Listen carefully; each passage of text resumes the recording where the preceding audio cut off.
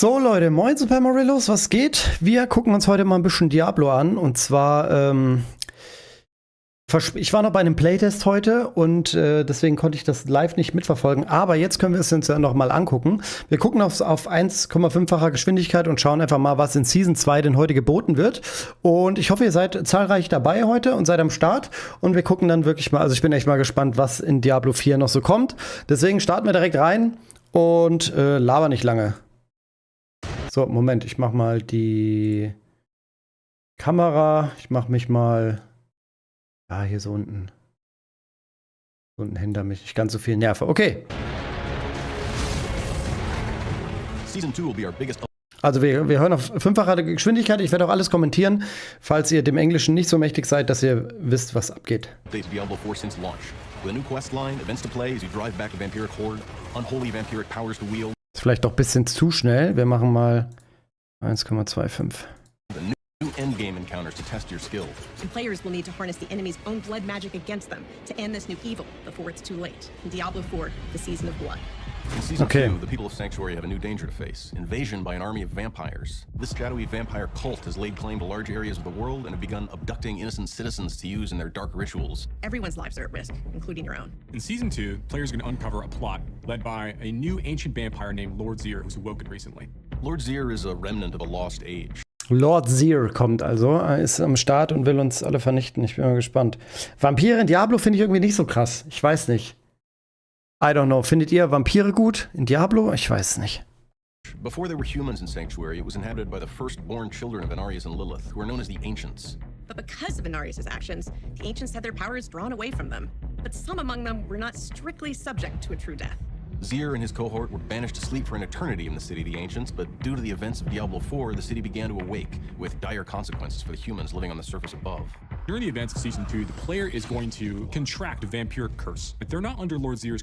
Krass, guck mal, wie der wieder angegriffen wurde. Also es gibt anscheinend wieder neue Dungeons, so wie das aussieht. Ich meine, guckt euch das mal an, da sieht man, dass ja so eine Tür, ein Tor, keine Ahnung, wie nennt man das denn, mit so einem Siegel davor ist und man kann wohl da reingehen und dann Särge öffnen und wird dann vom Vampiren angegriffen. I don't know. Diablo 4, the city began to awake, with dire consequences for the humans living on the surface above.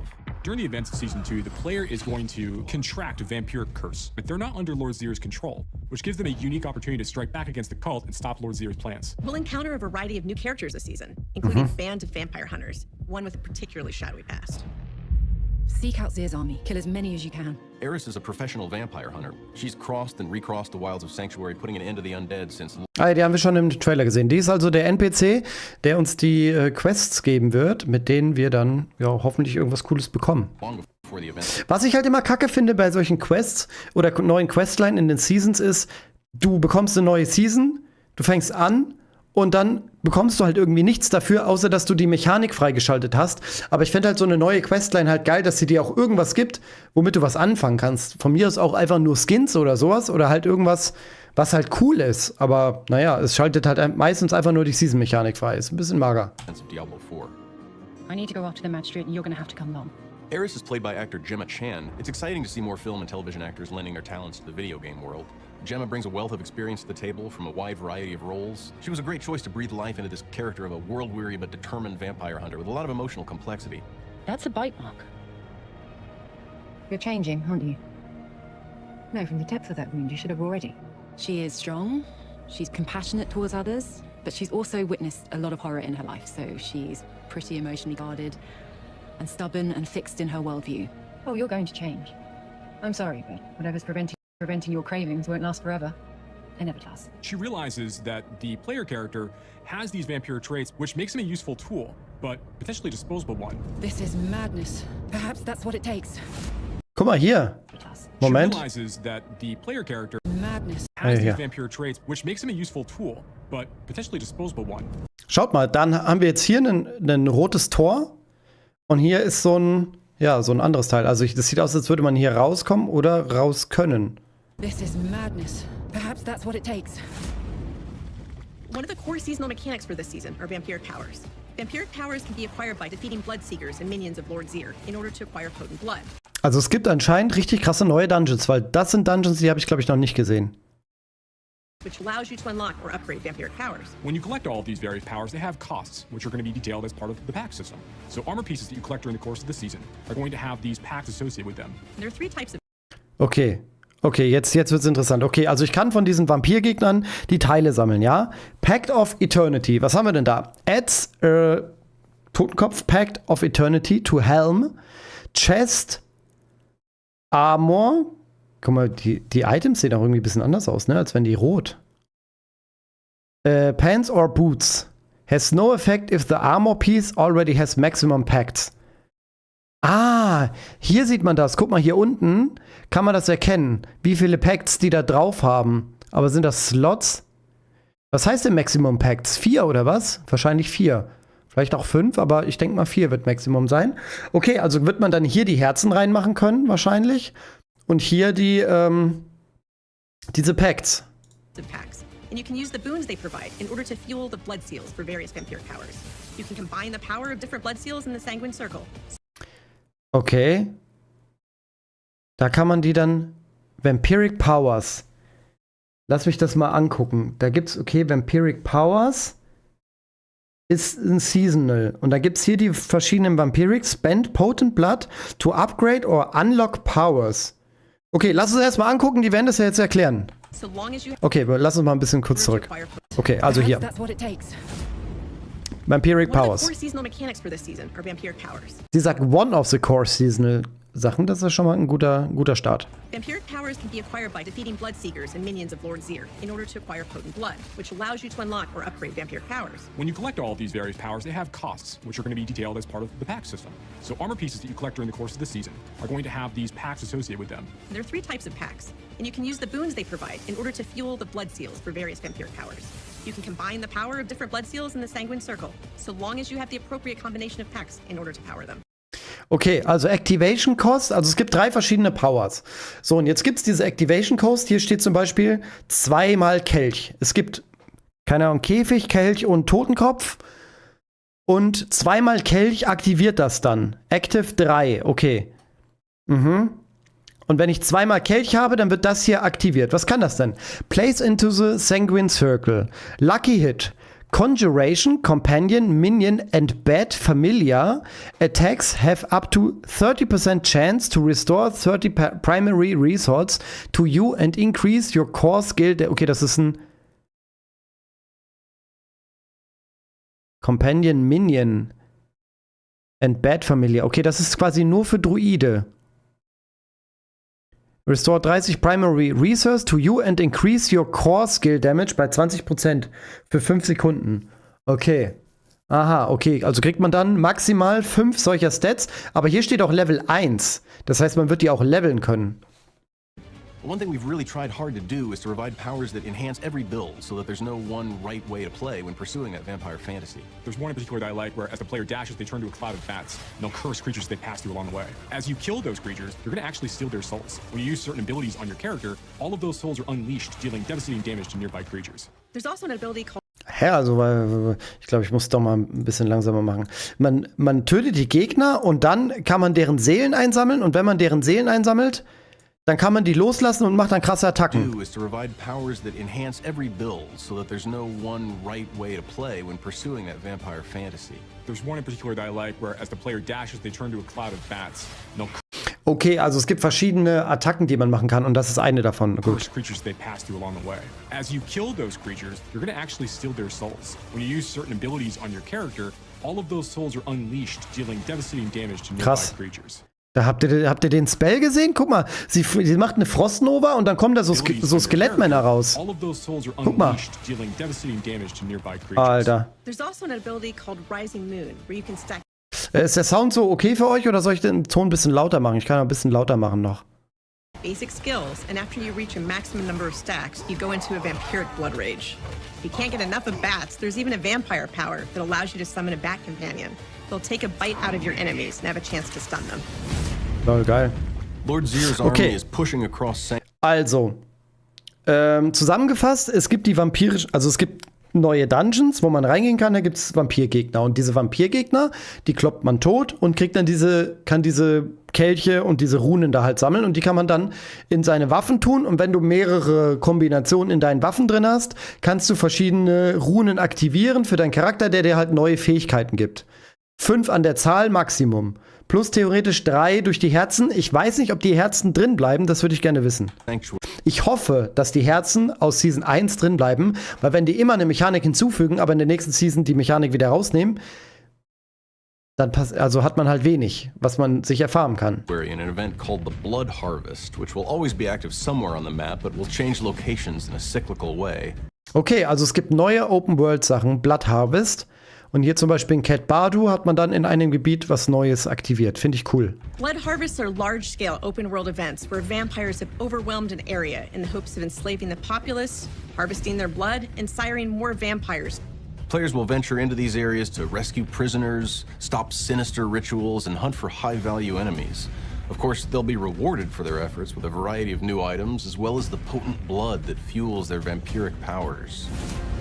Endgame-Bosses, okay. Also es ist sowas wie die Dingsbumswelle, da hier diese rote Welle, die immer kommt. Ja, ist aber immer aktiv, nicht nur zu bestimmten Zeiten, sondern immer aktiv, was sehr, sehr cool ist. Ja. Und man kann da halt, farmen gehen. In Season 2, the Season of Blood. Finde ich aber geil. Ich hoffe, dass man da auch genug Erfahrungspunkte und so weiter bekommt. Oder halt was bekommt, was sich lohnt. Weil ich muss ja auch ganz oft Nightmare Dungeons trotzdem machen, um meine Runen alle auf Level 21 zu spielen, theoretisch. Und da könntest du ja mit Level 50 schon anfangen, weil bis du alle Runen auf Level 21 hast, dauert es halt ewig. Und ja, da muss halt irgendwas dazwischen kommen, was sich entweder mehr lohnt, die Runen hochzuleveln. Die Glyphen. Und was sich mehr lohnt, als die Herzen hochzuleveln, damit man das halt eben auch macht. Mal gucken. We're going to be adding 5 new returning endgame bosses for players to engage with once they get into World Tiers 3 and 4. Players will be able to earn the materials to summon these bosses by completing Whispers and by completing Helltide events.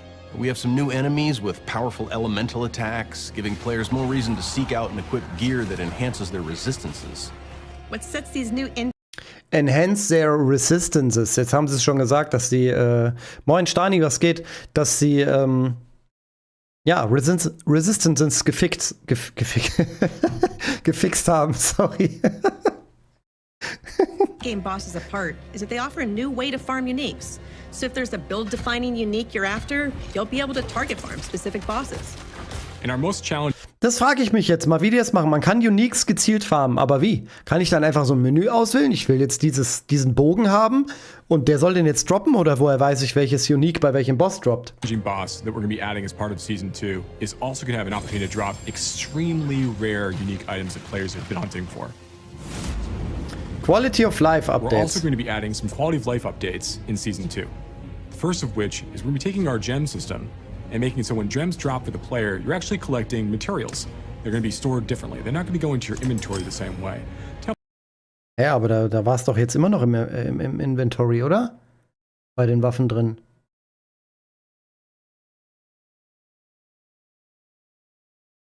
Amethyst-Fragment. Ach so, ja. Die Gegner droppen jetzt Amethyst-Fragment und du kannst dann aus den Fragmenten dir die Teile herstellen. Das heißt, die droppen nicht mehr, aber du kannst die trotzdem im Inventar haben.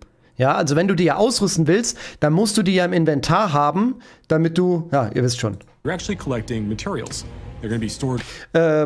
Hab das Video noch nicht gesehen, hol mir jetzt die Infos von dir, danke. Ja, immer gerne, Stani. Schreibt doch mal gerne in den Chat, mit welchem Helden ihr Season 2 spielen werdet. Ich bin mal gespannt, was ihr so sehen wollt. Ich habe ja ganz viel Hunter Guides gemacht. Ich werde nicht nochmal Jäger spielen. Ich glaube, ich werde nochmal Zauberer anfangen und dann noch eine zweite Klasse, entweder Barbar, Nekro oder Druide machen, weil die habe ich alle drei noch nicht gespielt. Ich spiele eigentlich immer erst einmal den Helden, den ich in der Season davor gespielt habe, damit ich die neuen Mechaniken kennenlerne und mein Bild nochmal verfeinern kann. Und dann fange ich eine ganz neue Klasse an. Also das macht mir ja so am meisten Spaß. Kann ich euch auch so empfehlen. Ich habe nämlich 3 Klassen noch nie gespielt in Diablo und da freue ich mich, das auch mal anfangen zu können. Differently. They're not going to go into your inventory the same way.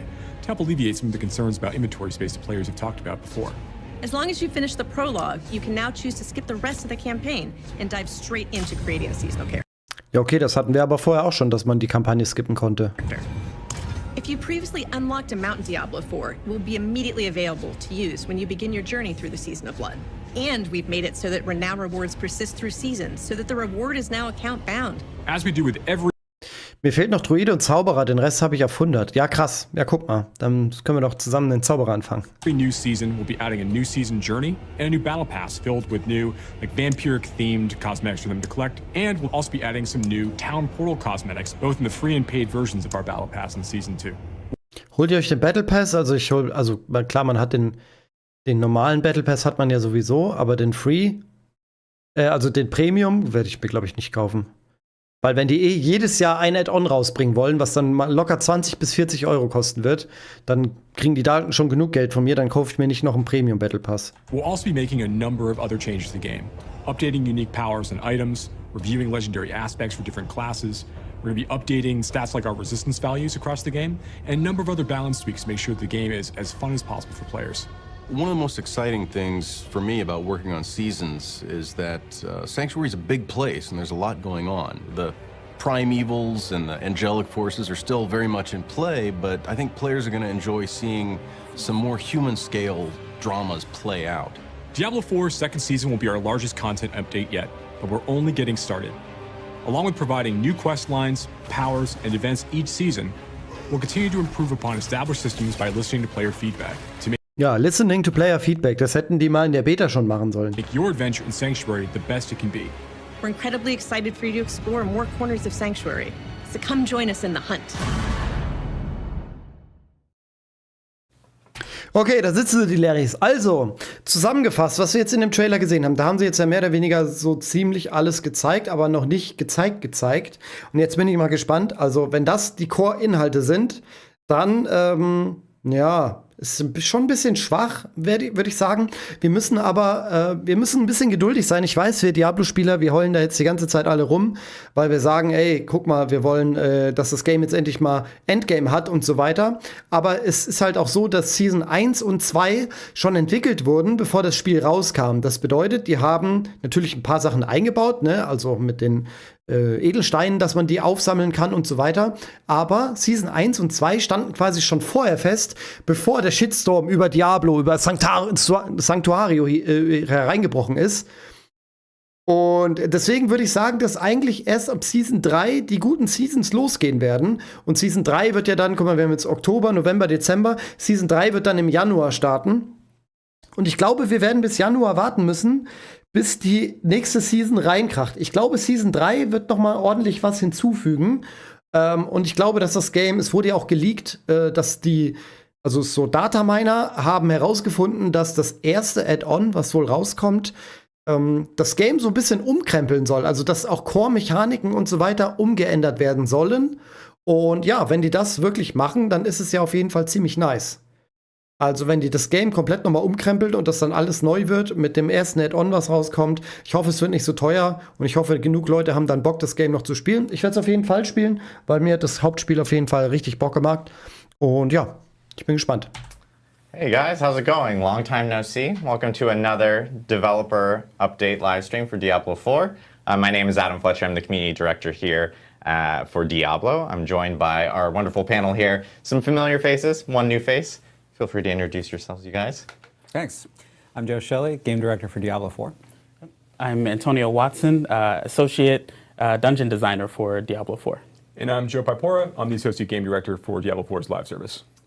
And Also, I know die sehen jetzt nicht so aus, als hätten sie mega Bock, über ihr Game zu sprechen, als wären sie so excited, über ihr Game zu sprechen. Aber wir schauen mal, was wird. you guys actually just saw an early look at Season 2, Season of Blood, with that video before the actual live stream kicked off. Die haben gesagt, die brauchen 4 Stunden, um alle Season-Inhalte zu erklären. Jetzt haben wir den Trailer gesehen und wissen schon, was kommt. Wir wissen, dass kommt die Vampir-Runen, die man finden kann, die man in Rüstung stecken kann.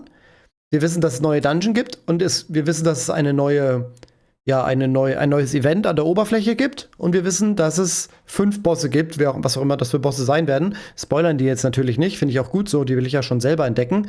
Aber wenn das alles ist, we will see. I do want to start off, before we kick off into this conversation, Yeah. there is going to be an emergency alert if you live in the US Yeah. at 11:20 on every single mobile device. So you may actually see us look at our phones or our watches, or you might hear it at home if you live in the US. So if you do hear a weird noise or something, we've tried throwing everyone's phones out of the room, but it still might happen. So it's a good time check, though, which it lets me know that it's 11:20, which is funny. But we do have a lot to... Pacific. What was 20 that? Pacific time. Yes, Pacific time, 11:20 Pacific. Sorry, we live in California, and so that is the time that we kind of base it. So Ich bin based off your gespannt. time zone. That is Dann in haut mal rein jetzt, Jungs. 17 minutes, everyone. But I did want to give that heads up to everyone that if you hear a weird noise, or if you hear a weird noise at home, that's what it is. It's a test. If you live in the US. If you live in the US, that is. But we do have a lot to talk about here. We do want to talk about Season 2, of course, with Season of Blood. And go through all the gameplay mechanics, a little bit about the story, some of the new elements that are coming within the season, since we're now coming really close to Season of Blood, which is coming out on October 17th. And of course, Season of the 17. Oktober kommt das raus. Warte mal, ich bin bis 19. Oktober im Urlaub. Okay, also wenn das Game rauskommt, bin ich noch auf Island. In Island, auf Island, in Island auf jeden Fall. Malignant will also be ending on October 17th, so it'll be a season transition for players between both seasons. And then we have a bunch of gameplay updates and quality of life updates to actually go through a ton. Like this, we expect this actual developer update live stream to go for about 2 hours because we do need to go through a ton of items with everyone. And then we have some news and announcements to make regarding Diablo 4 towards the end. Of course, we have our Q&A, which we'll be taking questions from Twitch chat. And then I know we actually have some questions from the forums because we had started a forum thread earlier this week or late last week regarding the developer update live stream. So I do know that we do want to kick it off with a little bit about Season 2. Yeah. So want to jump straight into it? Let's dive in. So I know that we just watched the video together where we talked about the Season of Blood, but in Season 2, the players are going to be confronting a new villain who's begun to surface throughout Sanctuary. A character named Lord Zir, this ancient vampire who's awoken recently and begun to gather all of these vampire cultists and other followers to his banner in an effort to kind of overtake Sanctuary and achieve his own aims across the world. Now, while the player is progressing through the season, they're going to meet a new character named Eris. Who I think we have, so you're going to meet Eris during the course of the season. Eris is a vampire hunter who's been trying to thwart Lord Zir for the past, the past few weeks and months, trying to hunt them down and try to eliminate them entirely. She's not having Ich finde, die sieht jetzt nicht so stark aus, als könnte die so einen Mega-Monster-Boss besiegen, oder? great luck sort of investigating the cult. She needs more help. The player is going to kind of enter the picture, but as part of the story, as the player is progressing through the season, mild spoiler here, but the player is going to contract vampirism. But due to the strange nature of the interaction with the odorless blood in the player character, they're going to be able to resist some of the effects of Lord Zir's influence, and instead gain all of those same powers without those detriments that are holding back other creatures, which can be really, really cool. But Eris is going to be fairly nervous about this, as she's only ever seen anyone who ends up actually contracting vampirism in this way end up following and serving Lord Zir in the end, regardless of their intentions overall, which we'll we dig more into a little bit later on with enemies and such. But this represents this interesting new character that you'll be able to work with as you're kind of following the quest line of the season.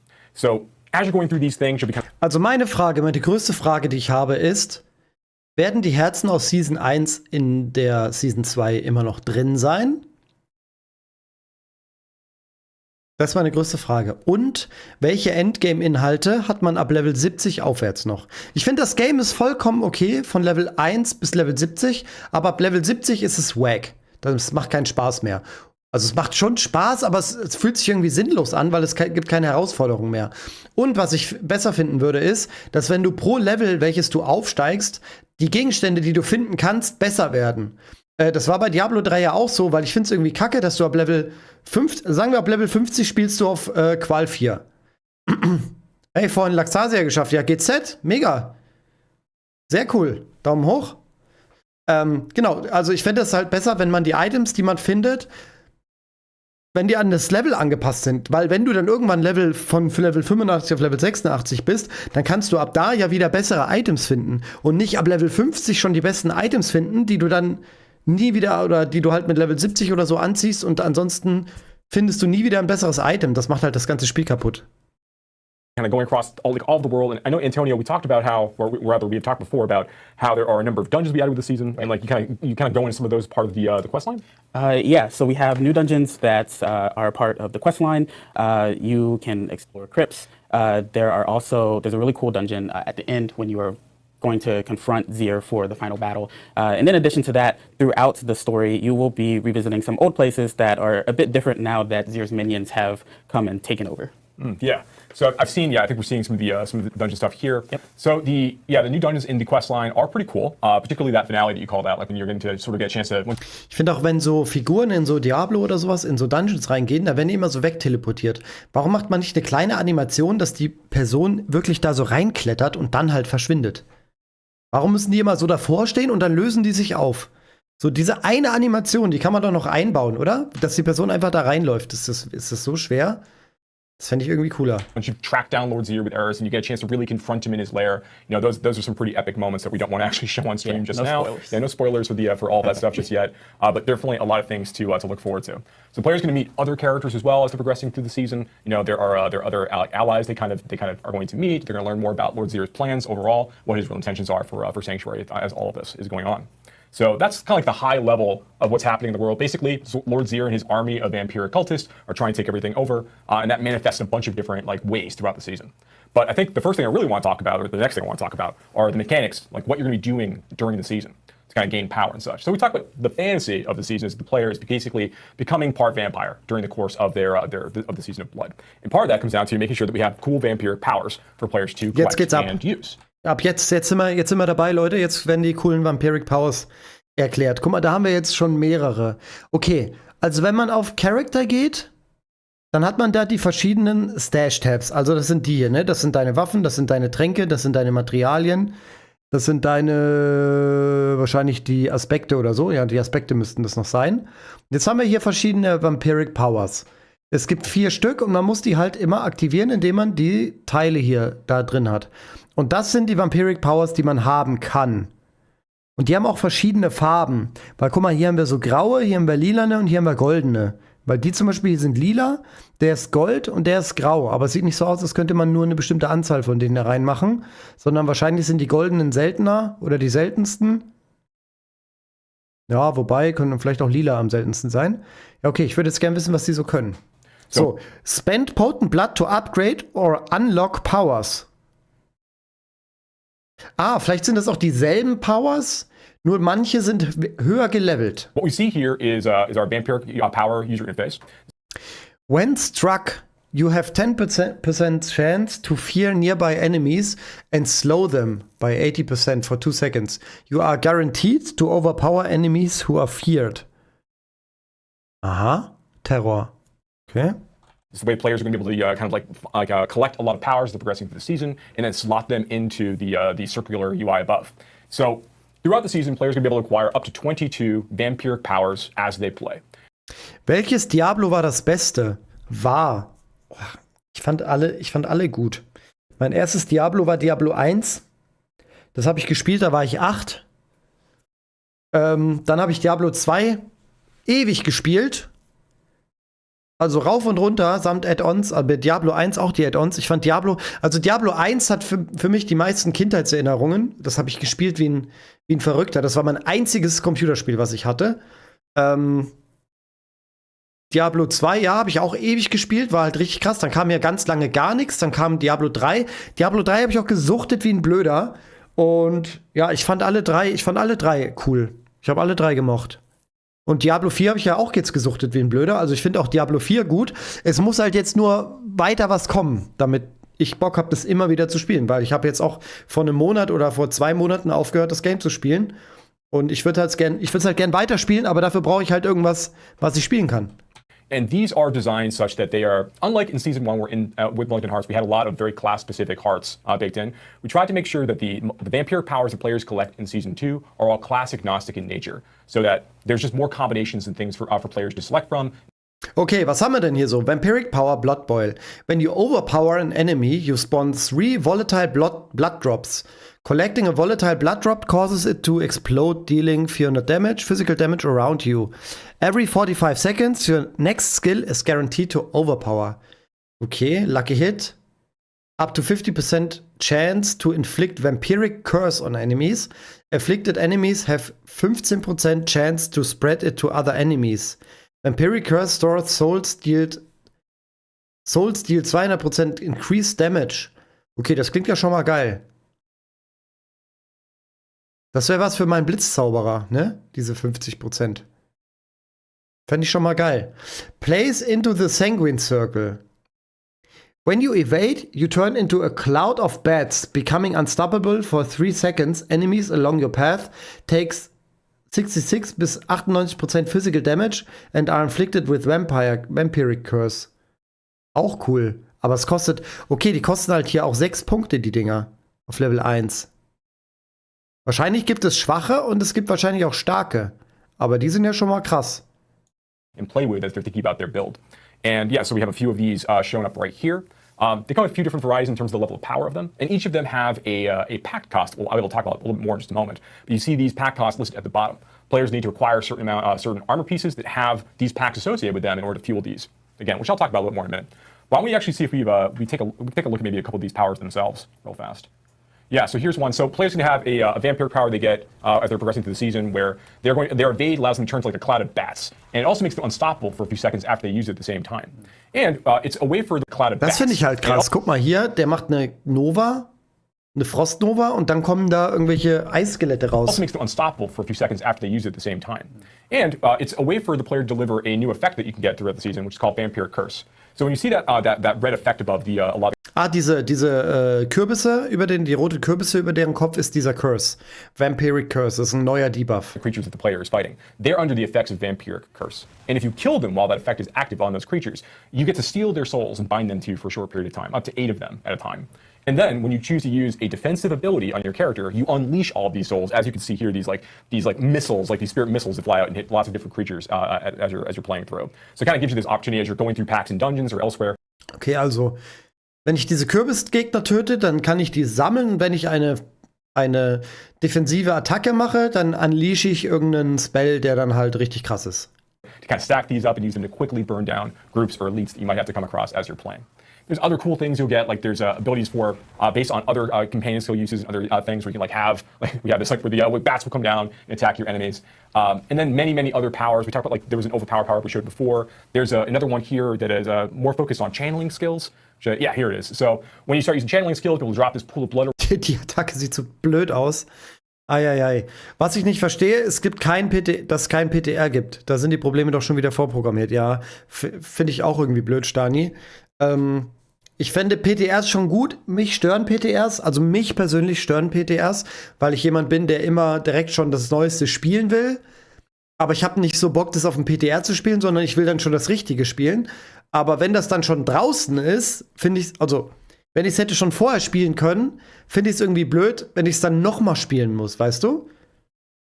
Oder es müsste halt geschlossene PTRs geben, die halt nur manche Leute spielen können, wo dann aber auch in der NDA ist, dass sie nicht was sagen dürfen zu anderen Leuten. Wisst ihr, was ich meine? Das fände ich dann okay. Das fände ich die beste Lösung. Aber nicht, dass man quasi die Vorabversion schon spielen kann. Das fände ich irgendwie doof. Around you, which gives you some extra protection. It also enhances all the damage that you deal while you're nearby. So this is going to be able to fire when you're using like any kind of channeling skill and enhance those channeling skills. It just gives you a bit more additional gameplay to be thinking about when you're playing into this build. So pretty fun ways for you to kind of maximize and get extra damage rather from a channeling build for a class. Yeah, I think one of the things that's cool about the that I like about the Vampiric Curse is that there are a few different things that can trigger it and a few different ways to key off it. And so a lot of these vampiric powers have interactions with that curse. It kind of forms a unifying thread in some ways. Yeah, absolutely. I think it's a really cool extra ability for players to play. Also, hier steht jetzt nicht, wie viel Slots man pro Ding aktivieren kann, weil hier sind zum Beispiel 3. Hier sind auch 3, 2, 3, 2. Aber vorhin haben wir welche gesehen mit 4. Also, was ist das Maximum? Weil wenn das ja 4, sagen wir 4 ist das Maximum, 4 mal 5 sind 20. Und du hast hier 5 Stück, für die du 6 brauchst. Also eigentlich braucht man 30. Oder Maximum ist 5, weil dann wird es genau passen. Dann hättest du hier 5 und da 5. Dann wird es genau passen. Aber ich bin gespannt. With and being able to trigger it in different ways is very fun, we think. So the next thing I want to talk about was actually how you're able to fuel your vampiric powers, those packs I talked about before. So if you look here in the inventory screen, you'll see that that all the armor pieces the players are collecting are going to have a set number of packs associated with them. Weil so die hier, guck mal, the armor pieces the players die hier haben zum Beispiel jetzt nur 3 Activation Cost. Und vorhin die wir gesehen hatten, die hatten 6 Activation Cost. Also schon ein Unterschied. collecting are going to have a set number of packs associated with them. So you see here on the items themselves, like they all have these small symbols off on the left-hand side, yeah, or underneath them, or rather. And these represent the various packs that players can collect of the 3 different types. Ich wette, in Season 3 gibt's was für die Waffen. Also hier sieht man, der hat wieder die Totenköpfe drin. Der hat nicht mehr die Herzen hier drin. Ich halte das für einen großen Fehler, dass sie die Season 1 Mechanik rausnehmen und die durch eine andere ersetzen. Die müssten die Gegner schwerer machen oder keine Ahnung, also ja, was heißt schwerer machen? Die Gegner müssten schwerer werden und dafür dürfte man die Items behalten, weil es ist doch viel cooler, die Herzen noch zu leveln in einer Season, als dass man jetzt einfach nur wieder normale Steine da reinmacht. Die findest du, die steckst du da rein und dann war's das. Aber die Herzen konntest du ja wenigstens, musstest du suchen und die passenden Herzen zu deinem Bild suchen.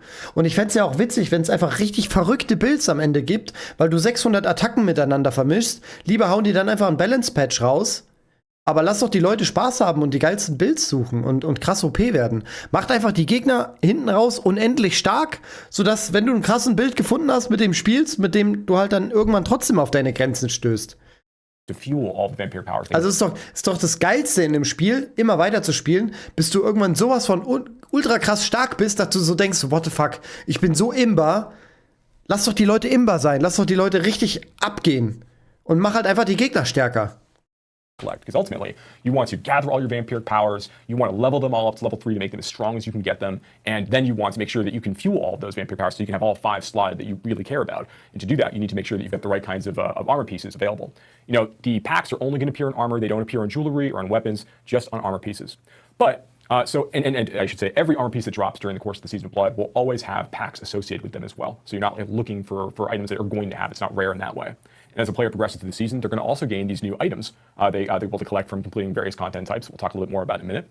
But these allow players to basically like remove packs from items. They allow them to eject new packs into items up to the pack limit, which is based upon the tier of content the player is playing in. So normal.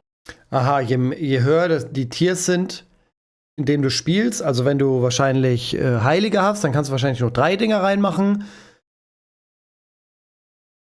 Ja, und wenn du dann die krassesten hast, dann kannst du wahrscheinlich 4 reinmachen oder 5.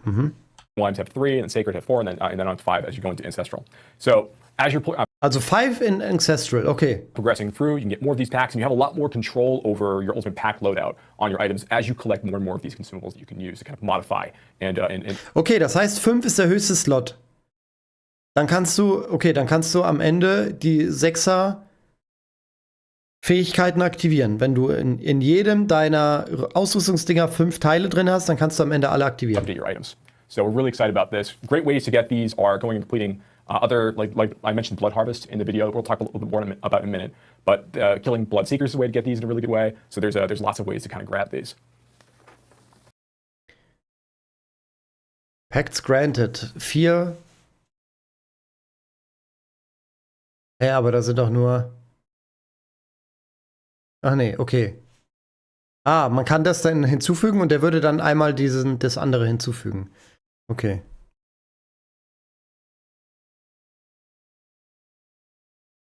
Ja, guck mal, die Items sehen anders aus. While injured, your potion also grants 22% movement speed for 2 seconds. Und dann kommt 8,8% healing received, 19 life regeneration while not damaged recently, 14,9% Shadow Resistance, 9,9% Damage Reduction from Distant Enemies. Die haben das jetzt ein bisschen aufgeteilt, dass oben der Stat immer gleich ist wahrscheinlich. Oder da es halt 3, 4 Sachen gibt, die halt nur auf Hosen drauf sind und dann unten hat man dann 4 Stats, die man so bekommt. Wenn man schon hört, wie sie sagen, I'm so excited about this and this is so amazing, das wie in so einer Apple Keynote, ne? Übrigens, ich habe heute mein neues iPhone bekommen. Ich habe ein neues iPhone 15 Pro bestellt. Weiß nicht, wer von euch alle ein iPhone hat. Aber ganz geil. Ich hatte vorher das 11er. Ja, schon cool. So that is that's kind of like the very high level. We'll talk more about the about like other things you'll be doing to gain those vampire powers. We get to some of the other sections of when we're talking about Season 2. But there's also a lot of new enemies and things we're adding as part of Season 2 as well. Oh, es gibt neue Gegner. So as part of Season 2, we actually added a bunch of new monsters. Lord Zir has a ton of different minions that will be all throughout the continent. First, we have here our shadow vampires. These guys are not your typical flavor of vampires. They have a bunch of really cool new attacks. You'll see them all over the overworld. You'll see them in a variety of dungeons. Krass, guck mal, dem sein Schwert einfach so geschlängelt. Paired with these guys, we also have our blood skeletons. These guys are kind of similar to our regular skeletons, but they also come with new attacks that allow you to have new counterplay and techniques in order to defeat them and get around them. So be prepared for that. Yeah, they have like a little more area denial baked in their Right, kits, right? right. As you're fighting some of the blood skeletons. Yeah, you definitely. Also die Gegner sehen schon cool aus, muss ich sagen. Würde mir noch ein bisschen so mehr Monster wünschen. Das sind jetzt alles so Humanoide, sage ich jetzt mal. Monster wären da schon ganz cool. Die Player sagen ihnen dann schon, ob es amazing ist und exciting. Ja, ich bin gespannt. We want to watch where you step, like when you're engaging with these guys. Yeah, and the vampires have like these cool things where they occasionally drop these like giant like heart-like lumps on the ground, and sometimes they'll be able to trigger shields off of these things. So you kind of like change your target priority as you're going through spaces where you have to fight shadow vampires frequently to make sure that you're knocking these things out to prevent those shields from being applied. So yeah, there's some cool things to react to as part of this. But of course, that's not even the only creature, right? Because there's the man himself, right? Yeah. So we also have Lord Zir. Here he is on his throne. Yes. He is the mastermind. You will be facing off of with him throughout the season and during the end of the season. He is our big bad evil guy, and coming along with him are his lieutenants, the Bloodseekers. Oh yeah, the Bloodseekers. Ich fänd's halt geil, wenn der auch am Ende einfach ein World-Boss werden würde. Wisst ihr? Dass der halt nicht einfach so ein Larry ist, gegen den man selber kämpft, sondern dass man vielleicht normale also seine Lieutenants haben die ja gesagt, das sind wahrscheinlich die 5 Bosse oder 4 und die kloppt man alleine um, aber dann fände ich es cool, wenn er halt so ein Riesentyp wäre, der halt dann neuer World-Boss wird, der aber auch eher herausfordernd ist, dass man halt einfach jetzt einen neuen World-Boss hat. Aber und dass die anderen Bosse müssen auch reworked werden, die platzen ja in einer Sekunde. Also ja. So Bloodseekers are really cool. So Bloodseekers are a new idea in Season 2, and the concept here is that, like, as the player has been, is sort of protected a little bit by Lilith's blood in this way, that they're not able to be controlled by Lord Zir after they contract vampirism under his in his forces. There are other heroes who've gone out there that don't have that same level of protection. Who've gone out there trying to stop Lord Zir, trying to stop the vampiric advances, and they have fallen victim to the blood cults and to Lord Zir's forces that way. Ach, krass. And for those characters, now you've got vampiric sorceresses, you've got vampiric barbarians, you've got Okay, also das sind quasi Leute, die wollten die Vampire töten und sind quasi beim Kampf gestorben und sind selber Vampire geworden und jetzt sind die krass. Geil, das ist ja geil. These Bloodseekers out there looking to kill you, the player. So as you're progressing through, you'll be dealing with enemy rogues, you'll be dealing with enemy druids and necromancers as you're playing, and dealing with their specific like spells and kits that we've created for the season for players to interact with. And honestly, finding Bloodseekers is great because these guys are just blood bags. You know, they have a really, really good chance to drop potent blood. And potent Season 2 startet am 17. Ey, das ist ja cool, dass man quasi gegen andere Spieler fighten muss. Das ist ja witzig. blood is going to be the currency that you're going to be collecting through the season. They'll be able to use to basically upgrade powers that you already have, your vampiric powers, and unlock new ones that are available through the vampiric power UI. So really, whenever you find Bloodseekers, you want to take them out because they are, first, they're pretty fun to fight, they're pretty challenging, but they also have the ability to give you big upgrades for your vampiric powers. And they can jump you too, right? So like we make sure like, you know, Bloodseekers are, you'll find them in the world, particularly like in Blood Harvest. We'll talk about that again. I keep saying we'll talk about things in a minute, but you know, there are lots of chances to get them, to fight them in Blood Harvest. But you can also find them in dungeons and stuff too, right? Yeah, so you can see them in the overworld, but they will also invade you in dungeons, so don't let them catch you slipping.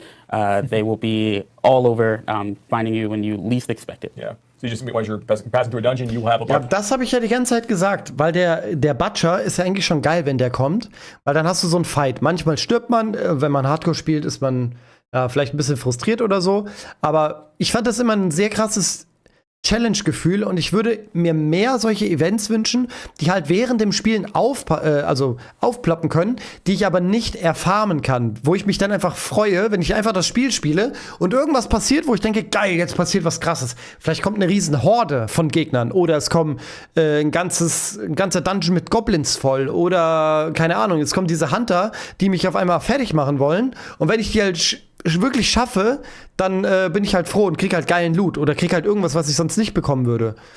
Und ich finde es halt immer blöd, wenn man Mechaniken hat, die man wieder und immer wieder und immer wieder machen kann, weil du machst die halt dann immer wieder und immer wieder und immer wieder. Aber wenn es halt Mechaniken sind, die halt zufällig passieren können, dann habe ich nicht so die Chance, das immer wieder zu farmen, sondern ich spiele einfach das Spiel. Ich mache andere Sachen, die immer wieder sind. Helltides oder jetzt das neue Vampir-Event. Ich gehe in die Nightmare-Dungeons rein. Ich mache dies, ich mache jenes. Ich gehe einen World-Boss killen. Und wenn überall Chancen gibt, dass irgendwas passieren kann, würde ich es halt übel feiern, weil dann freut man sich halt drüber. Barbarian jump on you, whirlwind, you know, all trying to slow you down, right, and causing problems. Yeah, very, very fun. So yeah, a lot of new enemy types as part of the new season. So then I guess next thing is. Ja, das wäre sehr wild, wenn man gerade so AFK ist und dann kommen die Vampire Hunter. I guess finally it's time to talk about Blood Harvest. Yeah, okay. So Blood I mentioned Harvest, before yeah, that Lord let's Zir get is taking over Sanctuary, and Blood Harvest is really the way that we're representing that. You know, starting right at level 1, you'll find that Lord Zir's minions have taken over broad swaths of the 5 zones in Sanctuary, and it's going to be filled with like his minions out there trying to like drain the blood from a variety of different people. There's that emergency Ja, das ist der Emergency-Alarm. Geil. There we go. Right. Now Okay. everyone gets to experience this together. And my phone as well. So So while these events are active, or rather these activities are active, you'll find Lord Zir's armies like marching across Sanctuary, taking people hostage, taking them prisoner, draining them of blood, and just causing general havoc in these areas where there's like new propping and there's new creatures. There's lots of things to do as you're kind of going through this. So what's the difference between Blood Harvest and Helltide? Sure, that's a great question, Antonio. So obviously there's some similarities to the way that things are working in Helltide. The difference here is that first of all, it's available right away at level 1, you know, as you're progressing. But also, while these events are active, there's always a Blood Harvest active across Sanctuary at any given time. Like when a Blood Harvest ends in one location, Es gibt immer a new ein one's going to pop Blood up as Harvest. Lord Zir's forces now move to a new location. And one of the cool things about Blood Harvest that's a little bit different than things like Helltide is that as you're kind of going through and playing, you're going to be earning a couple of new materials that you don't get elsewhere. And that is, you're going to be able to earn Bloodlures. Also ich muss sagen, der Barbar sieht schon krass aus. Wie der da rumfetzt und so. Die Gegner platzen zwar nicht so instant, aber es sieht schon cool aus. Which Bloodlures that you'll be able to use, basically like bait Bloodseekers to come to you to be able to fight packs of them as time goes on. And you're also going to be earning these vampiric keys you can use to open like prisoners like cuffs, to be able to open vampiric caches and other things out in the overworld. And one of the cool things about this is that these materials that you're collecting, these currencies that you need to kind of like do some of these activities, these don't disappear at the end of a Blood Harvest. So as you collect them, they stay with you from that point forward. So it's not limited progress in that way. Yeah, here's an example of a player going and using Bloodlures to summon a few of the Bloodseekers in combat. So yeah, and then. Ach krass, das sind diese Bloodseeker. But so that's a couple differences. And the other is there's actually another new feature they're adding in Season 2, which we're calling right here, it's called Hunter's Acclaim. And as you do things in the... Was? Current Hunter's Acclaim, Tier 0. Hunter's Acclaim. Aha, was kann man da? Schmuckstücke oder was? Irgendwelche Uniques kann man da wahrscheinlich. Kill monsters in Blood Harvest Zones to increase your Hunter's Acclaim. Das steht jetzt hier hinter mir steht das. Ich habe leider die Webcam davor. Aber okay. Harvest area as you're killing Bloodseekers, as you are freeing prisoners, as you're completing new Blood Harvest themed whispers that are also going to be active in those areas. Ach so, Legendary's Hunter's Acclaim, Reward Cache, Openable. Bloodseekers Weapon Cache. Ah, man kann sich dann neue Legendaries holen, indem man sagt, okay, ich würde jetzt gerne Waffen haben. Tier 16 Reward. Ich will jetzt Waffen haben und dann kannst du dir die kaufen. Sell value cannot be sold. Earning Hunter's Acclaim that will allow you to basically go and earn a number of other rewards. Some of the vampiric powers that you want to unlock for your character are available through the system, a few of them, and then there's lots of like potent blood you can get from the system, and then also gear as well as you're progressing through. So there's a bunch of different stuff in here for players to do. It's we're really excited to see how they level up in this experience. And the Blood Harvest occurs in addition to Helltide, right? Once you progress up into the higher world tiers, you'll still be seeing Helltides. That's absolutely right. You'll still see Helltides as well, but you'll also see higher level Blood Harvest as you get into like world tiers 3 and 4. Awesome. So we got a lot of information here about Season 2, but Season 2 also has some other components to it. That, yeah. Digga, ist wahrscheinlich eine Sache von einer Woche, dass die Season 5 in das Game rein entwickeln. Die müssen ja nur ein weiteres Ding hinzufügen und machen alle Gegner einfach 20% stärker. Ja, okay, nee, dann müsste man die Items noch dazu machen und so. Ja, na okay, ist vielleicht doch mehr Arbeit. Aber ich hätte mir trotzdem Tier 5 einfach gewünscht. Einfach Tier 5 ab Level 75 bis 100 oder ab Level 85 bis 100 aufwärts. Würde ich, dann dass man von 85 bis 100 auch ein bisschen schneller levelt. Ja, und halt neue Sachen nochmal findet. Dann hat man auch Bock, auf Level 100 zu spielen. Und das Beste, ohne Scheiß, das Beste für Diablo 4 wäre ein Prestige-System wie bei Call of Duty. Dass wenn du auf Level 100 bist, dass du dann unabhängig von den Seasons, dass du dann sagen kannst, bitte setz mir diesen Charakter zurück und du bekommst dann irgendwas, dass du das geschafft hast. Vielleicht ein bestimmtes Ausrüstungsteil, einen Skin für die Handschuhe oder sowas. Und du kannst dann denselben Charakter nochmal neu anfangen und kriegst vielleicht während derselben Season nochmal einen XP-Boost. Oder fürs nächste Mal durchzocken kriegst du 5% mehr Erfahrungspunkte oder sowas. Dass wenn du den nochmal hochspielst, das ein bisschen schneller geht zum Beispiel. Also irgendwas, dass du Bock hast, den Helden auf Max-Level zu spielen und wenn du Lust hast, ihn dann wieder zurückzusetzen, weil du dann irgendwas bekommst. Und vielleicht kannst du das dann, weiß ich nicht, mit jedem Helden oder mit jeder Klasse, wie viele Teile gibt's? Keine Ahnung, 10 Items, vielleicht 10 Mal machen maximal und dann hast du alle Sachen freigespielt. Musst ja nicht in einem Wochenende machen, aber kannst ja im Laufe der 5 Diablo-Jahre, die man Diablo spielt, immer wieder machen und dann immer wieder deinen Helden zurücksetzen. Und das müsste halt auch gehen nach der Season. Das bedeutet, du hast deinen Helden in Season 1, keine Ahnung, hast jetzt einen Zauberer auf Level 100 gespielt. Und dann willst du Season 2 spielen und dann setzt du deinen Season 1 Helden einfach auf Prestige zurück, bekommst was geschenkt, weil du Level 100 erreicht hast in den 3 Monaten. Das ist ja eigentlich machbar. In 3 Monaten schafft man das ja eigentlich. Genau, und dann schafft man das eben und kriegt dann irgendwie ein goldenes Schwertskin oder was weiß ich. Kannst du halt irgendwas aussuchen. Irgendeinen Skin kannst du ja dann aussuchen. Das fände ich mega geil. Actually, are beyond even just like seasonal stuff. Like, Yeah. and I know people may have seen in the video the discussion that we quickly brought up like before the stream actually started, which was about the new bosses that are being added in. Can you guys kind of walk through like what the new endgame boss system is going to be for players that do want to kind of experience that? Yeah, absolutely. So you're right that first and foremost, this is content we're adding to the Eternal Realm as well as the Seasonal Realm from this point forward. Yes. We're going to continue to add more activities like this as time goes on. But there's actually, I think I have a handy dandy chart, okay, a very designery chart. Also es gibt schon Launch Content Progression. Renown. Ach du Scheiße. World Tier 1 und 2. Kampagne. Local Events, ja, die kann man ja so oder so machen. Season Journey, Kampagne, Whispers. Okay, das ist The Tree of Whispers. Zone Exploration, Waypoint Unlocks, bla bla bla. World Bosses, Legion Events. Okay, und dann Capstone Dungeon, wenn man den schafft, kommt man ab Level 50 in 2. Guck mal, ich spiele Level 50, bin ich schon auf T4 am Spielen. Also so ein Kack. To help players understand kind of what we're talking about here. So what you see here is the way that we kind of look at the content progression of Diablo 4, the way the players are playing through the experience, sort of activities they engage with as they play. So it's like in Season 1, right? And yeah, in pre-season and Season 1. Yeah. So yeah, you can think of it in that way. So yeah, our 1 to 50 experience, obviously you're leveling up initially, maybe you're going through the campaign for the first time, you're progressing through. Okay, jetzt haben wir Level 50 bis 70. Dann haben wir World Tier 3. Okay, weil 1 bis 50 spielst du ja normalerweise auf Level 1, fange ich ja schon in World Tier 2 an. Und dann komme ich durch den Capstone Dungeon auf World Tier 3. Dann habe ich T3 Whispers, Nightmare Sigils, also die Nightmare Dungeons, Tiers 1 bis 20, T3 Helltides, dann World Bosses und Legion Events nebendran. Okay, ja, das war das Normale, okay? Eventually you get out of World Tiers 1, 2, and get into World Tier 3 after you finish the capstone. Here you get to do, you have higher level whispers to do, you get exposed to Nightmare Dungeons for the first time, you get exposed to Helltide for the first time. Yeah. World Boss get a little bit tougher, Legion Events get a little bit tougher, and we're making some changes there as well. And then eventually you get into World Tier 4. So, World Tier 4, 71 bis 100, okay. Nightmare Dungeons Tier 21 bis 100, dann haben wir World Tier Echo of Lilith, ist das letzte, was man machen kann auf Level 100, T4 Helltides, World Bosses und Legion Events. Okay, das war also das, was wir bisher hatten. Ja? Das ist das, was wir bisher hatten und jetzt gucken wir mal, was wir da draus machen. Now you're getting your ancestral items, and you continue to move on through Nightmare Dungeons, and you continue on through Helltide until eventually you go and you confront Echo of Lilith, potentially, if that's one of your goals for yourself, and you try to take her out. So that's kind of like what we had in place right at launch. Not even thinking about Season 1 necessarily, but that's like what the end game sort of looks like. It's a lot of Nightmare Dungeons, a lot of Helltide, right?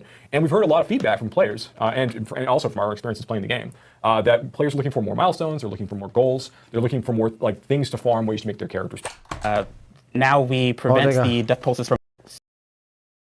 Digga, wo habe ich jetzt hingespult? Was ist jetzt passiert? And it's not just completely nerfing your damage the entire time. Yeah, I mean, people would avoid this one, this affliction particularly, because it has a low chance to drop uber unique items. So what does that mean, like, in terms, when you say uber uniques, a lot of people drop uber unique items. So, warte. Chance to drop unique, that several of the some awesome work in Season 2. Whispers to do, you get exposed to some changes in Nightmare Dungeons, and you continue on through Helltide until eventually you go and you confront Echo of Lilith, potentially, if that's one of your goals for yourself, and you try to take her out. So that's kind of like what we had in place right at launch, not even thinking about Season 1 necessarily, but that's like what the end game sort of looks like. It's a lot of Nightmare Dungeons, a lot of Helltide, right? And we've heard a lot of feedback from players, and also from our experiences playing the game, that players are looking for more milestones, they're looking for more goals, they're looking for more like things to farm, ways to make their characters powerful. Yeah. So there's some big changes we're making as part of the Season of Blood, and we can show that here.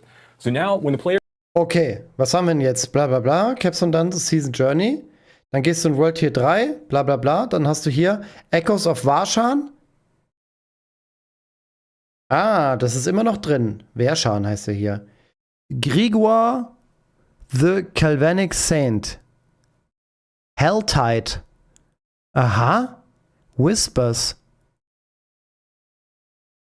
Okay, also wenn ich diese Whispers mache, dann kann ich hier irgendeinen Boss besiegen. Und wenn ich Helltides mache, dann kann ich hier auch den Grigor killen. Dann gehe ich in World Tier 4.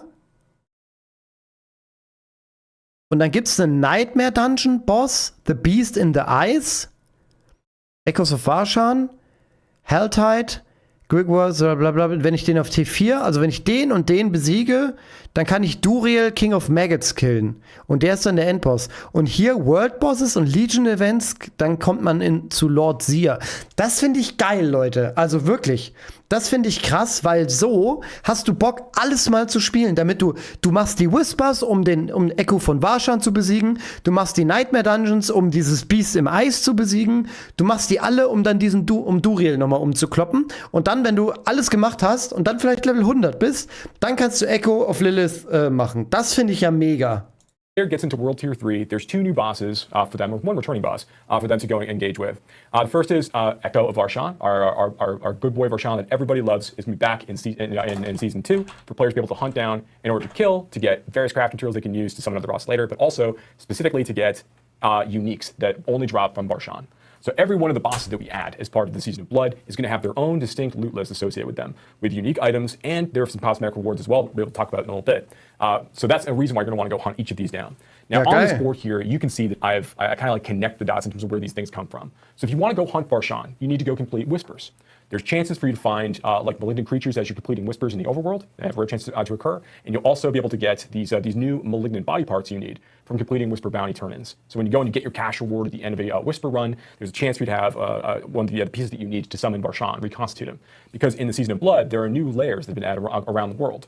And the lair for Varshan is in a kind of a corrupted hollow, malignant hollow beneath the Tree of Whispers. So right there's an entrance down in where you're able to fight some awesome malignant creatures.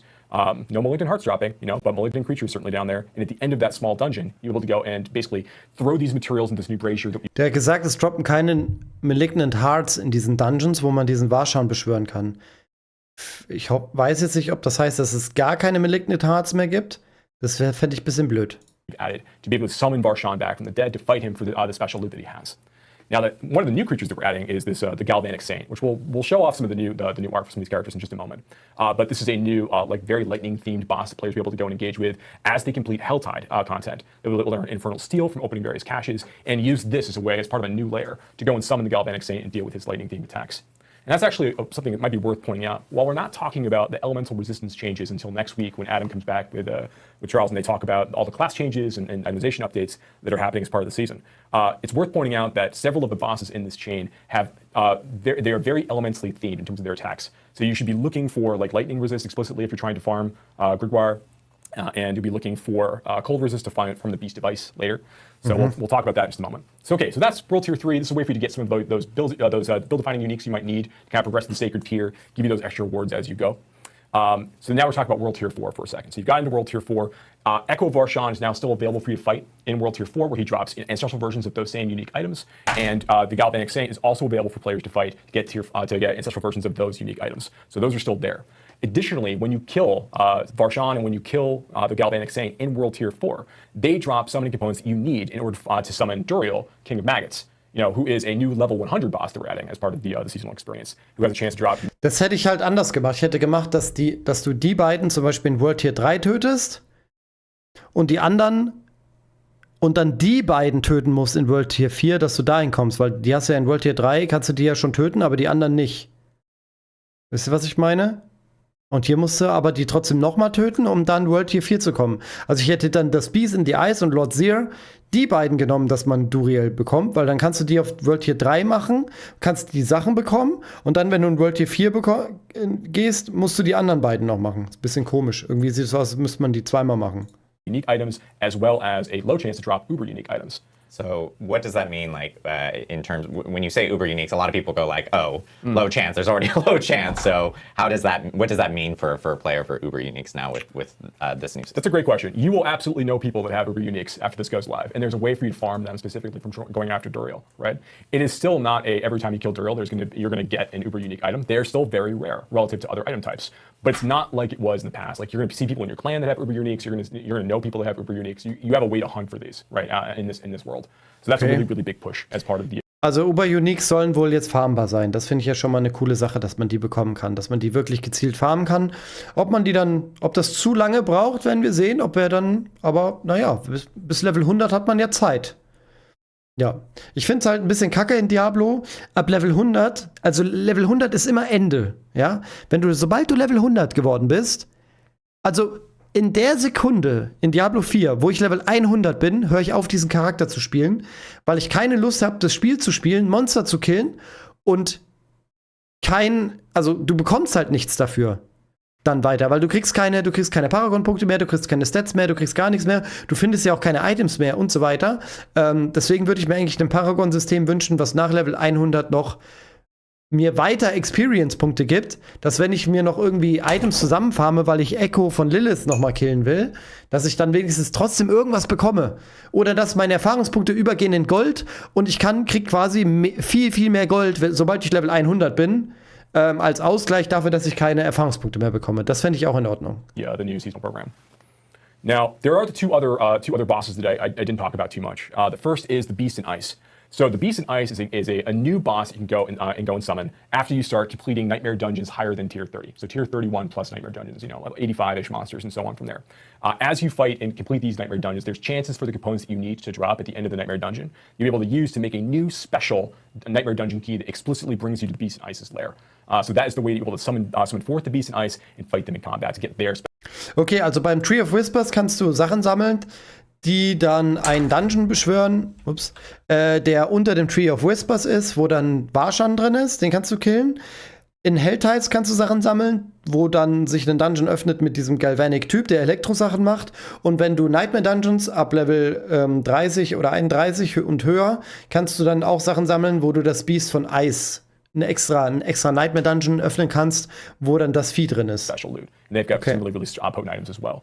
And then lastly, for the new boss we're adding with the season, is we talked about Lord Seer already. While you will be able to confront like a story version of Lord Seer as you go through the quest line in World Tiers 1 and 2, there is a much more difficult, challenging version of Lord Seer that you'll fight in World Tier 4 once you're ready for that content. And you'll be able to access and summon forth Lord Seer this way as you kill world bosses in Season 4 and as you kill, in Season 2 rather, Season 4. As you kill world bosses, yeah, I know, really on. As you kill world bosses in World Tier 4 and as you complete Legion events in World Tier 4, you'll be able to gather these materials forward and bring them to go and summon Lord Seer. So a couple extra things to kind of call out here. Actually, why don't we show? I think we have video of these new bosses. Yeah, okay. You see Gregoire summoning in for the first time. Very excited for players to go and do that fight. The Beast in Ice in his new lair. And of course, Duriel, maggots. So gross. Yeah, it's super gross. Very fun.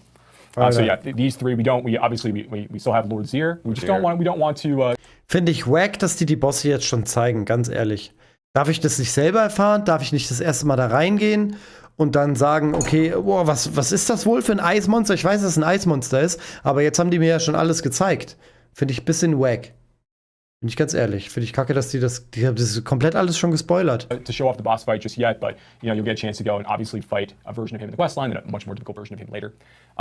But one other thing worth calling out as part of this, the materials that players are going to be collecting to use to summon forth these bosses. There's a couple advantages. First, if you've got friends, you can try to farm these components up together and use that as a way to more quickly access these fights and get more chances and opportunities to get some loot off these bosses that you're looking for. But you can also trade these materials between players as well. So if you've got half the things you might need to summon Barshan, but you don't have the other half, you can go on trade chat and try to find the remaining components spend the gold necessary to like maybe exchange for those things, and then go more quickly summon the boss that you need. And also, as you collect these materials, you realize you may have overfarmed the materials that you need to summon, and you got the items you're really looking for early enough. Now you have a chance to like go and take those and maybe sell those off, to make a tidy profit for yourself. So you can have an easier time enchanting items and other things as you go. Exactly. Make friends. Yeah, make friends for sure. Yeah. And you said this before, but all 5 of these bosses have unique loot tables that have specific uniques on them that you can target. That's right. So if you're looking for a particular unique item in the game, and we've added a lot of unique items in Season 2 as well that also can all appear on these bosses, you will be able to you will know the sorts of boss you're looking for or to farm for those items, right? So if you're looking for something, there's a boss that's going to drop it, you know what you need to go target farm and try to get those items. Yeah, what we're seeing here is just like some of the Woher weiß ich denn, welcher Boss was droppt? kind of like almost exclusive, like items that you can find off of some of these bosses that within the 5 of them on their drop tables. But then, like Joe have mentioned, you can find unique items off of them. And Uber Duriel has the opportunity of dropping Uber uniques. And yes, you will find people and know people that and may find yourself an actual Uber uniques with this season and going forward, because again, this is in Eternal Realm and this is in every season going forward, and we'll be adding more to it. Right. And I know a lot of people have been asking about like unique items and hey, are there going to be like any future changes for unique items? And I just want to note, like, because we had been talking about the stream on October 10th, where we just have a lot to talk about today, so we're actually splitting up the streams. But on October 10th, we're talking more about class balance changes. We're also talking about unique item updates. In fact, nearly every unique item is getting some sort of update in Diablo 4, and we're actually going to be talking more about that on the 10th. So these unique items are obviously going to be, big things to actually kind of hunt for players. Am 10.10 ist noch ein they are fighting these specific bosses. So there's a lot of stuff to talk about today. We'll have more to talk about on the 10th. And of course, we're also going to be talking about resistances more on the 10th with Adam Jackson, and some of the damage bucket changes. Like I know we have like crit, vulnerable, and overpower damage that's also getting kind of adjusted and tuned, kind of what we mentioned in prior streams. So that will all be happening on the 10th. But we got to hear a little bit about the bosses here.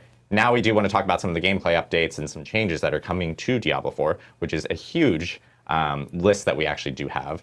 So it's going to take us be prepared. We got a lot of slides and a lot to discuss here, but we do want to kind of jump right into them, so we can kind of get through all of them for sure. And a lot of this, and I do want to like preface, a lot of this is based off of things we've heard within the community feedback, and also just changes that we most definitely wanted to make to the game to make a better experience for players, especially as we were going through preseason and season 1. So.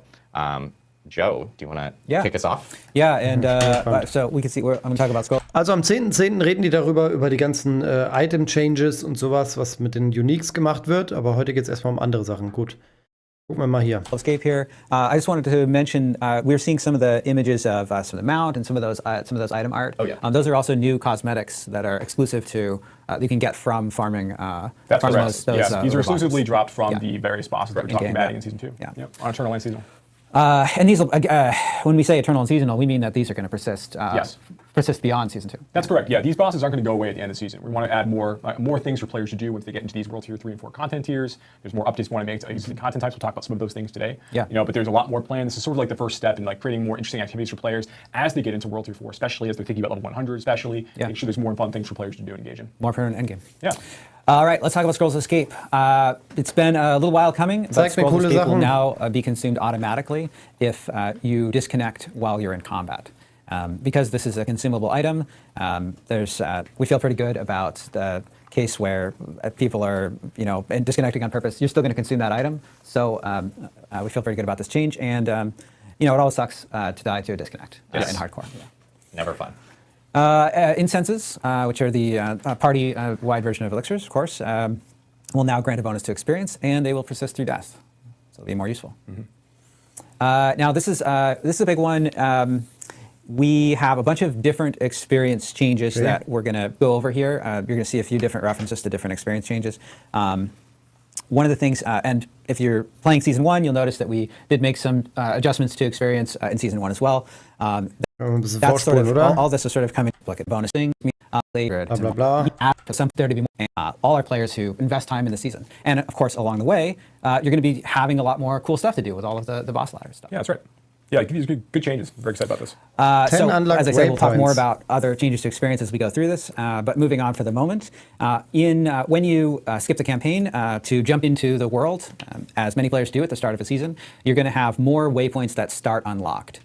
Compared to previous seasons. That means you don't have to do quite as much running to unlock waypoints as you're going. This isn't every single waypoint, but it's key strategic waypoints that are related to places that you want to go and are centrally located. Yeah, make it a little bit easier to get around to like whispers that are in rotation as you're like leveling up your character initially. Yeah, and there are some other changes. There's kind of a suite of changes. I was just talking about a number of changes to experience. There's also a suite of changes to sort of town efficiency, and this is the first one we're going to talk about some more in a little bit. This is a big one. I know this is one that's close to Joe's heart in particular. Renown wird übernommen, haben Sie ja schon rewards will now gesagt. persist between seasons. So what this means is that when you create a new character in a season, you can still earn renown. You can still do side quests if that's something that you enjoy doing. You can go and do strongholds. You can do all of those content types. But all of the rewards that are associated with renown will persist. So if you had, and you don't have to, you're not going to have to log in on a different character or anything. Like any reward that you've claimed, if you claimed it in preseason, on Eternal, in Season 1, on any character, you're going to have that reward automatically when you create your new character. Somewhere on the map, but will change locations in a cyclical way. Want to make content types. We'll talk about some of those. This means is that when you create a new character in a season, you can still earn renown. You can still do side quests if that's something. Bla bla bla. General Improvements. Gut, wir gucken uns mal das ganze Ding an. The Eternal Realm. Overworld Monsters in World Tier 3 und World Tier 4 no longer trade the player's level after level 55 and 75 respectively. 2 additional character slots. Okay.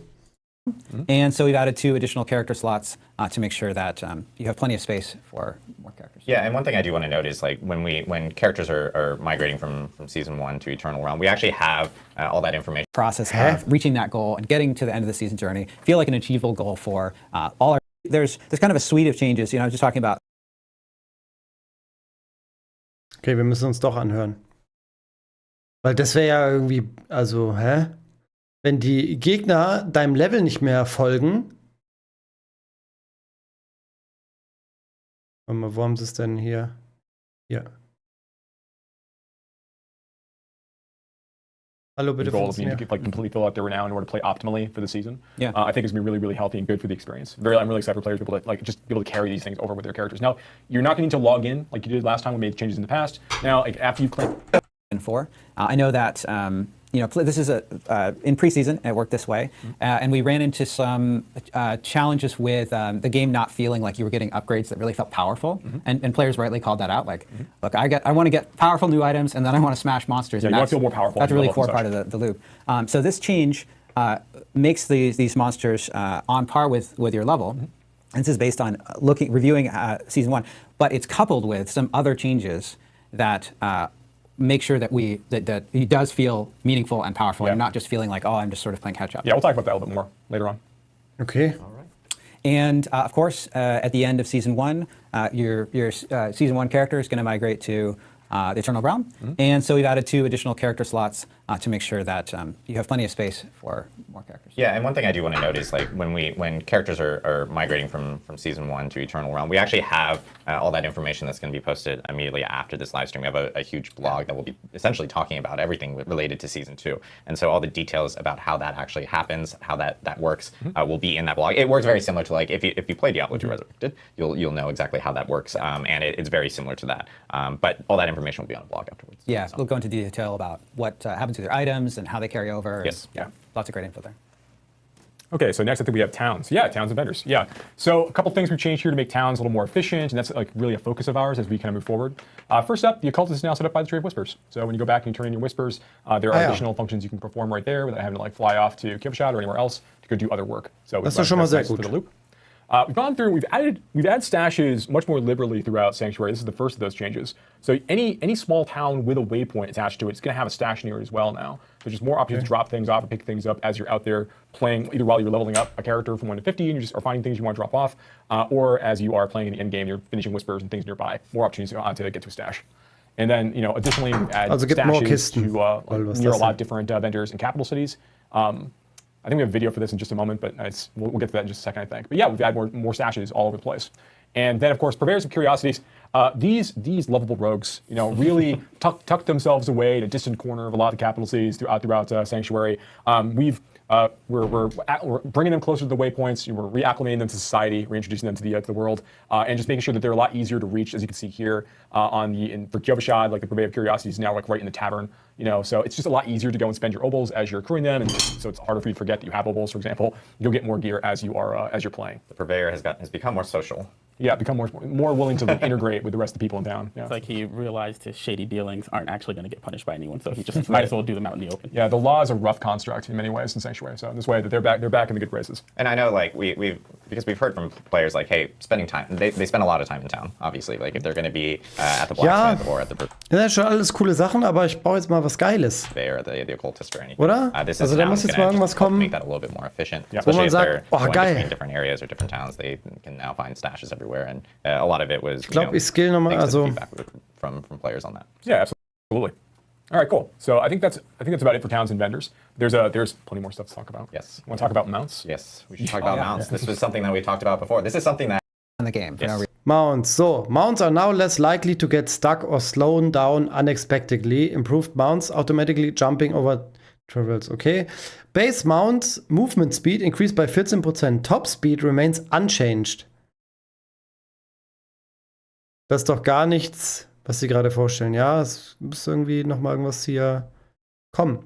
Achieving full speed when using mouse and keyboard has been improved. Use the speed boost from spur duration, increased by 50% using spur now, break through barricades. Okay. Cooldowns. Okay, also man kann jetzt besser reiten. Okay, wow. Was haben wir hier? Nightmare Dungeons. Teleporting to a Nightmare Dungeon now takes the player inside the dungeon instead of teleporting to the dungeon entrance. Halleluja! Halleluja! Okay, das ist ja schon mal geil. Wir haben weniger Dinger. Okay, warte. Events. Dungeon Events Monster Density increased. NPCs no longer get one shot in later world tiers. Finde ich geil.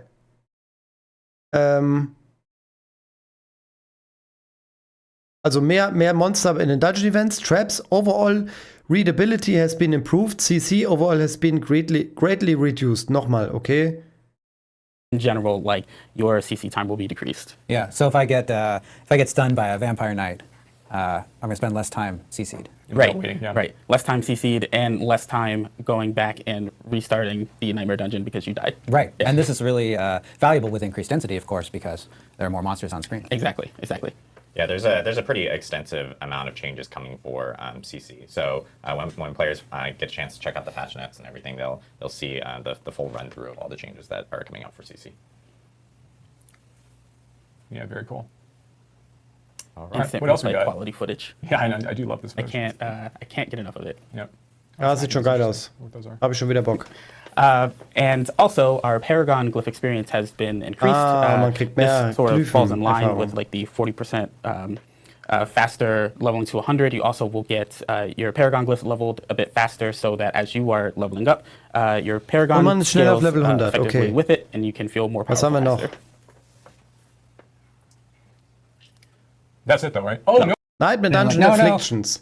Backstabbers. Monster critical resist. Monster attacks reduce the damage of your critical strikes for 3 seconds by X, stacking up to things. Death pulse. Prevent death pulses on monsters that have on-death explosions. Prevent death pulses from spawning on top of each other. Okay. The There's lunatic more was bad explosions. enough. Yeah. Was gibt's Pops hier up. noch? Lightning Storm. Okay, das sind einfach diese also die Affixe, die in den Dungeons passieren können. Being shocked while in the bubble grants 35% bonus movement speed for 5 Sekunden. Lightning Storm will only start when players are in combat. Lightning Storm will only start when the player has a direct path to the bubble. Oh, finde ich sehr gut. Persistent Duration von 5 Sekunden zu 3 Sekunden. Respawn Time increased by 2 Sekunden. Okay, finde ich cool. Objectives completely removed. Objectives from a handful of dungeons. Just find the boss. Placed objectives on the critical path through the dungeon. Geil. The objectives for a handful of Oh, Halleluja. Das heißt, du musst nicht immer diese Scheiße machen und die ganze Zeit hin und her laufen, sondern du rennst einfach rum und suchst den Boss. Halleluja. dungeons. You will see this in the Nightmare Dungeons for the season dungeon layouts, and we've redesigned. We redesigned many dungeon layouts. Additional changes were made to dungeon layouts to limit backtracking while preventing the dungeons from feeling too linear. A number of these. Hallelujah! So for the ones that do have objectives, we've changed them to limit backtracking even further, but we also wanted to be conscious of making the dungeons just feel too linear. So we found a good balance where the player can engage in the objectives and the content. Season of the Malignant, Season of Blood. Okay, das heißt, du kannst einmal hier ist die Tür, rennst einmal da so rum und kannst dann hier durch die Tür. Und hier müsstest du so, ne, hier bist du dann so, keine Ahnung, hier war dann nix, oder bis hier runter, musstest dann den Weg. Aha. Okay. Without having to spend so much time running back and forth, which also contributes to the 40% increase to get to level 100. But as you can see here, here's one of the nightmare dungeons that we have for season 2. In this first objective here, we had our elites that you needed to kill. They were kind of off in the wings, and it created these really bad situations where if you took a wrong turn and then you realized too late that you missed one, you'd have to go all the way back and track that guy down and waste a ton of time. So we moved these objectives to the critical path. So as long as you're just on the main path, on the main loop, you will encounter them. And also hier, dass man auch, also ich finde es halt auch ein bisschen dumm, weil die haben die jetzt nicht mehr in die Spitzen hier reingemacht, dass du quasi an denen vorbeiläufst, sondern dass du quasi hier so lang läufst. Aber du weißt ja gar nicht, wenn du hier bist, geht's nicht hier lang, geht's da lang, dann läufst du halt auch immer in die Wege rein. Okay, hier geht's nicht lang, geht's da lang, geht's auch nicht lang. Dann musst du auch wieder da lang laufen. Und hier, ja okay, wenn du hier denkst, na nee, doch, ist schon gut. Even if you do make a wrong turn, the penalty for getting back onto the critical path is not that significant. So it's like just less downtime in between reaching these objectives.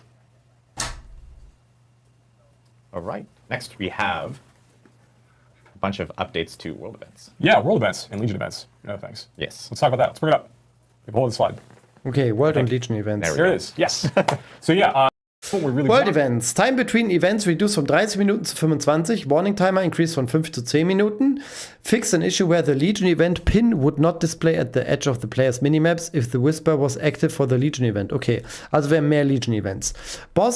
World Boss. Spawns have been reduced von 6 zu 3,5 Stunden. Warning timer increased von 30 zu 60 Minuten. Fixed an issue where the World Boss pin would not display at the edge of players' minimaps, bla bla bla. A message is broadcasted to all players when the World Boss is 15 Minuten from spawning. Finde ich sehr Players gut. to go after like a Legion event. It wasn't really showing up. We made the same change for world bosses. Was haben wir noch? Oh, sorry. Endgame activities. Nightmare sigils rewarded from Whisper caches will now always be within 5 levels of the highest level Nightmare Dungeon the player has completed. Aha. Das heißt, du kriegst bessere Sigils auf jeden Fall, dass du die besser aufmachen kannst und die sind dann immer nur so 5 Level mindestens drunter. Oder drüber. Ja. Gold Reward from Whispers caches have been greatly increased. Okay, man bekommt mehr Geld, wenn man die Whispers macht. Experience from Whispers Helltide has been increased substantially. Also mehr XP für Whisper, also vom Baum und Helltides. Whispers caches adhere to the item slot of the cache. Okay. Helltide chests now have specific icons on the map to indicate their type. Aha, das heißt, man sieht in den Helltides mehr oder besser, was in den Kisten ist oder was das für eine Kiste ist, die da steht. Okay. All right. Next, we got some UI and UX changes. I know that we're UI really cool. UI UX changes. Item can now be marked as favorite or junk in your stash or inventory. Favorite items cannot be sold or salvaged. Ja, okay. Extracted aspects with the same legendary power will now be grouped together when sorted in the inventory and stash. Aha. Sorting of normal, aber die haben ja unterschiedliche Stats da drauf. Da frage ich mich, wie das geht. Okay. Sorting of normal affixes on items has been improved to be more consistent. Dungeon map tooltips that have active whispers associated with them will now display the aspect name and description earned when completing the dungeon as well. Ja, Stash can now be searched and filtered to more quickly find items. Das finde ich schon mal gut, dass du deinen Stash durchsuchen kannst. Kannst einfach was eingeben, was du suchst, und dann findest du es. Ja, finde ich geil. You can now search and filter your stash. And I think we have video of this. This includes text search. You've got a bunch of different filters down there. You can filter by item type, item rarity. You can filter by sacred and ancestral items. And then you can see there at the bottom we've got a text box, so you can search for keywords and other text on the item. And this searches across all your stash tabs too. So if you take a look at the top there. Ja, sehr gut. Items. Gems no longer drop directly. Okay, wissen wir. Enchantment codes have been updated. Was auch immer das heißt. Crafting materials will drop in place of lower item power, normal, magic and rare equipment in World Tiers 3 und 4. Once again, legendary and unique items in that case of sacred nature or normal nature will still continue to appear for you. Finde ich auch gut. For rewards much Higher level monsters. In World Tiers 3 und 4 drop sacred and ancestral items of greater item power. Ui. Potential. Aber warum muss das auf World Tier 3 schon droppen? Mach das doch auf 4. Lass doch die Leute mal bis 4 spielen und dann, wenn du in 4 spielen kannst, dann noch was obendrauf. Nicht, dass du das in 3 schon machen kannst, weil dann fange ich nämlich schon mit Level 40 an, in World Tier 3 rumzulaufen und finde da schon die krassesten Items. Also ich hoffe, dass man in World Tier 3 nicht die besten Items finden kann, sondern dass man halt die wirklich nur in World Tier 4 drin sind. Das hoffe ich wirklich, dass nur die World Tier 4 noch krasser werden können. Normal Whisper Cache Rewards now provide plus 10 Item Power. Upgraded Caches now provide plus 20 Item Power Rewards. Das finde ich auch cool. Helltide Cache Rewards now provide of plus 20 Item Power Value. Longer into progression. And again, just tied to level. And again, the power cap is you mentioned 920 for ancestral. 920. Yeah, there we go. Because I know there's a lot of people asking 820, 920. So yeah, we think that these are going to be some good changes for players to feel they're getting some of those upgrades as they play through those content tiers. Battle Pass, of course, will be on the Color Town Portal if you'd like, and there'll be other Town Portal skins available in the Battle Pass. Town Portal as well. skills. So yeah, I like this angelic sort of feel to this angelic one. one. Very cool. Yeah, you can look like you're friends with Imperius or like best friends with Imperius with your new Town And again, Portal. the free track. Exactly. Yep. Imperius, Inaria, sorry. Well, any of these. Gut, jetzt kommt nur noch Q&A, aber das muss ich mir jetzt nicht noch irgendwie eine halbe Stunde geben. Ich denke, wir wissen schon das meiste, was wir wissen müssen. Beim nächsten Livestream werden wir auch ein bisschen, also hoffe ich mal, dass ich dann live dabei bin. Wie gesagt, ich musste heute bei einem Playtest teilnehmen. Zu einem sehr, sehr geilen Game. Verrate ich aber noch nicht, welches das ist. Da kommt die Tage ein Video raus. Aber ja, geil. Also ich freue mich mega. Dann werde ich, also ihr habt alle 2 Tage Vorsprung von mir, weil ich werde noch im Urlaub sein, wenn das rauskommt. Und danach kommt ja auch, wie heißt es, Lords of the Fallen raus, was wir auch natürlich zocken werden im Stream. Mit Martin zusammen werde ich das im Coop durchspielen. Das erste Souls-like, was man im Coop durchspielen kann. Und es wird sehr witzig werden, denke ich. Und ja, ich habe auf jeden Fall Bock. Aber ich habe auch Bock auf Diablo. Wir haben jetzt mit ein paar Leuten New World angefangen. Falls ihr mit mir auch eine Runde New World spielen wollt, auf dem Hercules-Server bin ich da unterwegs. Genau, das ist der momentan ein bisschen der leerste Server, den es da gibt. Falls ihr also New World spielt, hit me up, dann können wir da ein bisschen zusammenfarmen oder so. Wir haben gestern erst angefangen, also wir sind erst ein paar Level. Und heute werden wir da nicht mehr weiterspielen. Aber wir freuen uns auf Diablo. Es wird wieder coole Sachen geben. Und ja, mein Fazit werde ich vielleicht morgen Mittag mal aufnehmen und das dann raushauen. Wir haben jetzt ja hier alles Mögliche gesehen. Wir sehen uns dann im nächsten Video. Haut rein. Danke, dass ihr so zahlreich heute erschienen seid. Bis zum nächsten Mal. Euer Sonic. Ciao, ciao.